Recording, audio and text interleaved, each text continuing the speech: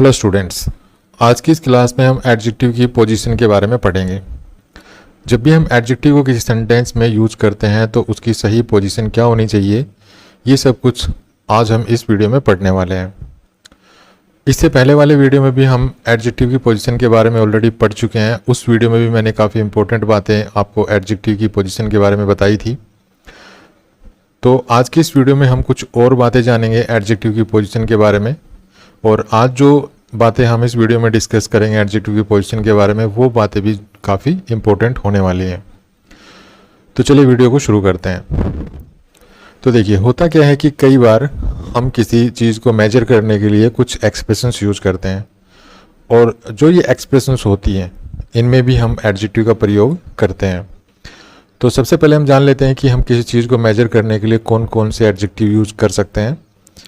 तो जब हमें हाइट को मेजर करना हो तो हम हाई एडजेक्टिव का यूज करते हैं। जब हमें एज को मेजर करना हो तो हम ओल्ड एडजेक्टिव का यूज करते हैं।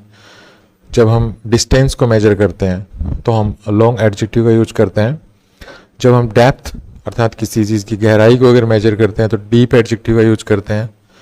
और अगर हमें किसी चीज़ की ब्रेड्थ अर्थात चौड़ाई को मेजर करना हो तो हम ब्रॉड एडजेक्टिव का यूज करते हैं।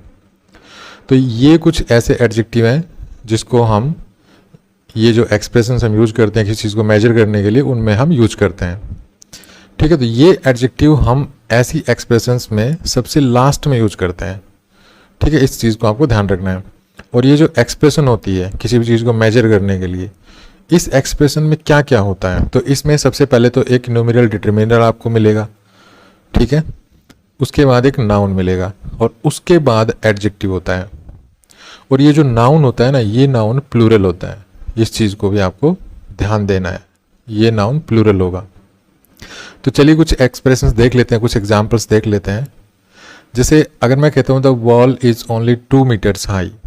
अब यहाँ पर देखिए, ये अंडरलाइन जो फ्रेज है आपको दिखाई दे रही है, ये एक ऐसी एक्सप्रेशन है जिसको मैंने वॉल की हाइट को मेजर करने के लिए यूज किया है। ठीक है ना, कि जो वॉल है वो कितने मीटर ऊंची है, 2 मीटर। तो यहाँ पर देखिए, यहाँ पर ये न्यूमेरल एडजेक्टिव है 2, उसके बाद नाउन है। ठीक है, नाउन यहाँ पे प्लूरल दिखाई दे रहा है आपको। और यहाँ पर देखिए हाई एडजेक्टिव है जो कि इस एक्सप्रेशन में, इस फ्रेज में सबसे लास्ट में। नेक्स्ट है her brother is 10 years old. अब यहाँ पर ये एज को बताने के लिए यहाँ पर ये फ्रेज यूज की गई है। ठीक है, अब एज को बताने के लिए अर्थात हम एज को मेजर कर रहे हैं। अब एज को बताने के लिए जो ये फ्रेज यूज की गई है, ये जो एक्सप्रेशन यूज की गई है, इसमें देखिए ये न्यूमेरल एडजेक्टिव है। ठीक है, ये न्यूमेरल एडजेक्टिव कह लीजिए, डिटरमिनर कह लीजिए। उसके बाद ये यहाँ पे नाउन है जो कि प्लूरल है, और यहाँ पर ये एडजेक्टिव है जो इस फ्रेज या इस एक्सप्रेशन के सबसे लास्ट में है। उसके बाद the distance is only 10 miles long. अब यहाँ पर देखिए, ये डिस्टेंस को मेजर करने के लिए यहाँ पर ये एक्सप्रेशन यूज की गई है। ठीक है, इसमें ये न्यूमेरल डिटरमिनर हो गया, ये नाउन हो गया जो कि प्लूरल है, और ये यहाँ सबसे लास्ट में एडजेक्टिव हो गया। नेक्स्ट देखिए, the ditch is 7 feet deep. जो खाई है वो 7 फीट गहरी है। तो यहाँ पर देखिए 7 एक न्यूमेरल डिटरमिनर है, फिट जो है ये एक नाउन है जो कि प्लूरल है, और ये यहाँ पे डीप एडजेक्टिव है जो कि इस एक्सप्रेशन में सबसे लास्ट में है। तो इस तरह से हम देखते हैं कि जो भी हम मेजरमेंट करने के लिए जो एक्सप्रेशंस यूज करते हैं, उनमें जो हम एडजेक्टिव यूज करते हैं वो सबसे लास्ट में होता है। ठीक है, और ये जो एक्सप्रेशन है ये किससे बनती है, कौन कौन से शब्द इसमें होते हैं, तो ये भी आप ध्यान देना कि इसमें सबसे पहले क्या होता है, न्यूमेरल डिटरमिनर होता है 1 2 3 4 5 इस तरह, और उसके बाद नाउन होता है जो कि प्लूरल होता है, और उसके बाद हम एडजेक्टिव का प्रयोग करते हैं। नेक्स्ट है, हम एडजेक्टिव का प्रयोग जो है किसी नाउन को मॉडिफाई करने के लिए, मान लीजिए किसी नाउन से पहले करते हैं। ठीक है, तो हमारा जो सेंटेंस होता है वो कुछ ऐसा होता है जैसे they are looking for skilled persons. अब यहाँ पर ये जो पर्सन्स है ये यहाँ पे नाउन है। ठीक है, आप सभी जानते होंगे ये तो नाउन है, और उससे पहले ये जो पर्सन से पहले वाला जो शब्द है स्किल्ड, ये शब्द इस नाउन को मॉडिफाई कर रहे हैं। तो ये यहाँ पे क्या होगा, ये एडजेक्टिव होगा। तो इस केस में क्या है कि ये जो एडजेक्टिव है ये इस नाउन से पहले हमने प्रयोग कर रखा है। ठीक है, लेकिन अगर हमें कहीं पर किसी एडजेक्टिव का कॉम्प्लीमेंट भी अगर यूज करना हो, ठीक है, तो हम उस एडजेक्टिव को उस नाउन के बाद प्रयोग करते हैं। अभी तो यहाँ पर तो इस केस में तो यहाँ तो जो है इस एडजेक्टिव का कोई कॉम्प्लीमेंट लिख नहीं रखा, ठीक है ना, इसके बाद तो सीधा ये नाउन है जिसको ये मॉडिफाई कर रहे हैं। लेकिन अगर हम इस एडजेक्टिव में इसका कॉम्प्लीमेंट भी ऐड कर दें तो ये जो है ना ये अपनी जगह चेंज कर लेगा और ये जो है लास्ट में आ जाएगा। जैसे एग्जांपल्स देखिए, पहले तो सेंटेंस हमने ये पढ़ा, अब हम इस सेंटेंस को कुछ ऐसा लिखते हैं, they are looking for persons skilled in repairing computers. अब यहाँ पर देखिए ये नाउन था हमारा, ठीक है, ये नाउन था, और यहाँ पर ये जो एडजेक्टिव था ये देखिए मैंने बाद में लिख दिया। अब बाद में क्यों लिख दिया? क्योंकि ये जो एडजेक्टिव था इस एडजेक्टिव का कॉम्प्लीमेंट भी है इस सेंटेंस में, देखिए ये कॉम्प्लीमेंट है इसका, ठीक है। तो इस तरह से जब हम किसी एडजेक्टिव को बिना कॉम्प्लीमेंट के अगर यूज करते हैं तो उसको हम नाउन से पहले यूज कर लेते हैं। लेकिन अगर हमें किसी एडजेक्टिव को उसके एडजेक्टिव के बाद उसका अगर कॉम्प्लीमेंट भी यूज कर रहे हैं हम कहीं पे, तो हम जिस नाउन को मॉडिफाई करता है वो एडजेक्टिव, उस नाउन के बाद हमें वो एडजेक्टिव यूज करना पड़ेगा और उस एडजेक्टिव के बाद उसका कॉम्प्लीमेंट हम लिख देंगे, जैसे हमने इस सेंटेंस में लिखा है। अब इस सेंटेंस से आप क्या समझे कि ये सेंटेंस जो है एक तरह से क्लोज बना रहा है। कैसे क्लोज बना रहा है? देखिए, ये जो स्किल्ड इन रिपेयरिंग कंप्यूटर से ये क्लोज बन सकती है। जैसे इस सेंटेंस को पढ़िए, अब they are looking for persons who are skilled in repairing computers. अब यहाँ पे देखिए ये जो स्किल्ड इन रिपेयरिंग कंप्यूटर्स था ये यहाँ पे क्लोज बन गई है, ठीक है। और ये क्या है? रिलेटिव क्लोज, जिसको हम एडजेक्टिव क्लोज के नाम से जानते हैं। ये हमारा रिलेटिव प्रोनाउन है और ये इस रिलेटिव प्रोनाउन का एंटीसीडेंट हो गया, ठीक है। तो इस तरह से इस चीज़ को आपको ध्यान रखना है कि जब हम एडजेक्टिव को बिना कॉम्प्लीमेंट के यूज करते हैं, मतलब कहीं भी अगर एडजेक्टिव का कॉम्प्लीमेंट नहीं है तो आप उस एडजेक्टिव को नाउन से पहले यूज कर सकते हैं। लेकिन अगर एडजेक्टिव का कॉम्प्लीमेंट भी है तो आपको नाउन के बाद उसको यूज करना पड़ेगा। लेकिन होता क्या है कि कुछ एडजेक्टिव्स ऐसे भी होते हैं जिनके बाद उनका कॉम्प्लीमेंट भी होता है, लेकिन फिर भी हम उन एडजेक्टिव को नाउन से पहले यूज करते हैं और कॉम्प्लीमेंट उस नाउन के बाद यूज करते हैं, जिस नाउन को मॉडिफाई कर रहे होते हैं वो एडजेक्टिव्स, ठीक है। तो ऐसे कुछ एडजेक्टिव्स ये हैं, इनको भी आप ध्यान रखिए, different, similar, the same, next, last, first, difficult और इजी, ठीक है। और कुछ कंपैरेटिव सुपरलेटिव्स भी होते हैं इसमें। कुछ एग्जांपल्स देख लेते हैं। जैसे अगर मैं ये फ्रेज लिखूं, a different story from this one, तो यहाँ पे देखिए ये डिफरेंट एडजेक्टिव है जो कि यहाँ पे मैंने बताया। उसके बाद ये जो एडजेक्टिव है इस नाउन को मॉडिफाई कर रहा है, ठीक है। और ये जो कॉम्प्लीमेंट है ये इस एडजेक्टिव का कॉम्प्लीमेंट है, ठीक है। लेकिन यहाँ पर ये कॉम्प्लीमेंट नाउन के बाद है और एडजेक्टिव जो है वो इस नाउन से पहले है। उसके बाद है the second train from this platform. अब यहाँ पे देखिए ये नाउन है, इस नाउन को मॉडिफाई करने वाला ये एडजेक्टिव है सेकंड। और उसके बाद देखिए ये यहाँ पे ये फ्रॉम दिस वन, यहाँ पर इस जो ये एडजेक्टिव है इसका कॉम्प्लीमेंट है। तो यहाँ पर भी आप देख पा रहे हैं कि ये जो कॉम्प्लीमेंट है ये इस एडजेक्टिव से दूर है, ठीक है।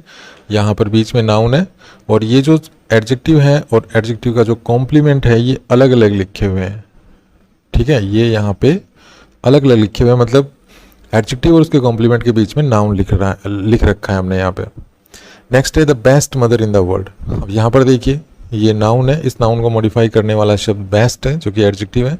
और यहाँ पर ये जो इन द वर्ल्ड है ये इस जो ये एडजेक्टिव था हमारा इसका कॉम्प्लीमेंट है जो कि नाउन के बाद लिखा हुआ है।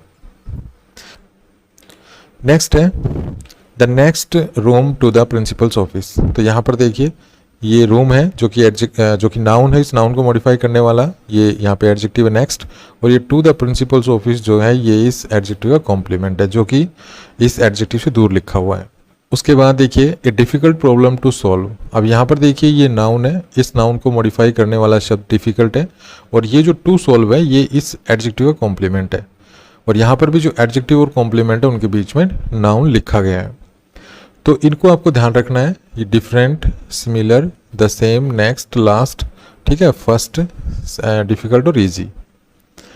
तो यहाँ पर आपको ये ध्यान रखना है कि ये जो नेक्स्ट है, लास्ट है, फर्स्ट, इनसे पहले भी जो है ना आर्टिकल आती है, the next, the last, the first, इस तरह से, ठीक है, the first, the second, the third, इस तरह से ये। तो इन एडजेक्टिव को आपको ध्यान रखना है। इन एडजेक्टिव के बाद अगर इनका कॉम्प्लीमेंट है तो उस कॉम्प्लीमेंट को हम दूर भी लिख सकते हैं।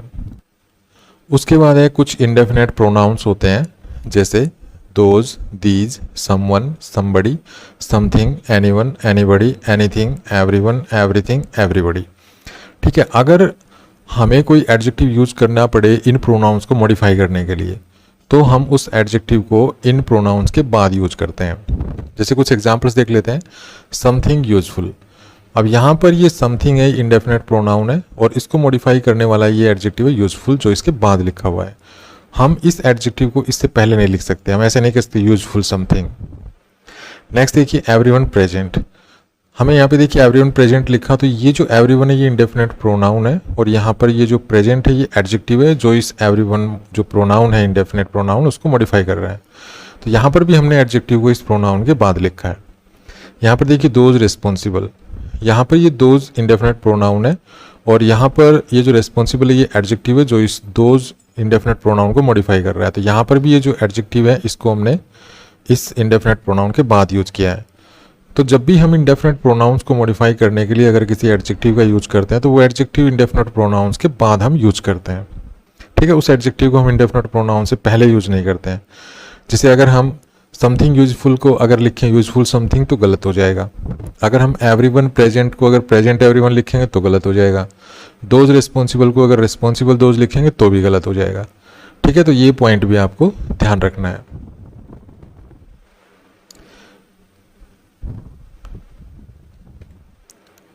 नेक्स्ट है, आप इन सेंटेंसेस को देखिए। She has a good voice, he is an intelligent student, I can afford a big car. अब यहाँ पर कुछ ये नाउन फ्रेजेज हैं, जैसे एक गुड वॉइस, तो यहाँ पर ये नाउन है। ठीक है, और नाउन से पहले ये एडजेक्टिव है और एडजेक्टिव से पहले ये डिटर्मिनर है। इसी प्रकार से नेक्स्ट जो सेंटेंस है हमारा, इसमें ये जो नाउन फ्रेज है इसमें स्टूडेंट नाउन है, इंटेलिजेंट एडजेक्टिव है और ये डिटर्मिनर है। अब थर्ड जो सेंटेंस है हमारा, इसमें भी देखिए कार नाउन है, उससे पहले ये एडजेक्टिव है और उसके एडजेक्टिव से पहले डिटर्मिनर है। तो जब भी हम कोई नाउन फ्रेज यूज करते हैं तो उस नाउन फ्रेज में क्या होता है, नाउन होता है। ठीक है, नाउन से पहले जो है एडजेक्टिव होता है जो कि इस नाउन को मॉडिफाई कर रहा होता है और इस एडजेक्टिव से पहले जो है हम आर्टिकल यूज करते हैं ए और एन। ठीक है, हम कुछ ऐसा स्ट्रक्चर हम किसी नाउन फ्रेज में यूज करते हैं, मतलब जो ये आर्टिकल्स होती हैं ये सबसे पहले होती है, फिर एडजेक्टिव होता है और फिर वो नाउन होता है जिसको एडजेक्टिव मॉडिफाई कर रहा होता है। ठीक है, इन सभी में ऐसा ही है, इन सभी में आप देख पा रहे हैं। देखिए ये नाउन है, नाउन से पहले एडजेक्टिव है, एडजेक्टिव से पहले ये आर्टिकल है। यहाँ पर भी ये नाउन है, नाउन से पहले एडजेक्टिव है, एडजेक्टिव से पहले आर्टिकल है। यहाँ पर भी ये नाउन है, नाउन से पहले एडजेक्टिव, एडजेक्टिव से पहले आर्टिकल है। ठीक है, तो ये तो हमें यहाँ तक समझ में आ गया। लेकिन यहाँ पे अब क्वेश्चन ये आता है कि अगर हम इस फ्रेज में अगर ये so, as, to, how, this, that, अगर हम ये यूज करें एडजेक्टिव से पहले, ठीक है, एडजेक्टिव से पहले अगर मान लीजिए हमें ये भी यूज करने हैं, तो होता क्या है कि हमारा जो स्ट्रक्चर है, मतलब जो ये जो नाउन फ्रेज का जो स्ट्रक्चर है वो कुछ ऐसा बन जाएगा कि हमें सबसे पहले तो यूज करना पड़ेगा so, as, to, how, this, that, इन शब्दों में से कोई एक शब्द, उसके बाद वो एडजेक्टिव होगा और उसके बाद जो ये ए या एन जो आर्टिकल है ना वो होंगे और फिर ये नाउन होगा। ठीक है, मैं आपको इजी तरीके से एक बार फिर से समझाने की कोशिश करता हूँ। जैसे मान लीजिए हमारी जो नाउन फ्रेज थी वो ये थी, नाउन, उसके बाद एडजेक्टिव और उसके बाद हमारे पास ये आर्टिकल थी ए और एन। ठीक है, अभी तो हमारे पास सिंपल जो नाउन फ्रेज है हमारी, जो हम इन सेंटेंसेस में देख पा रहे हैं वो कुछ ऐसी है।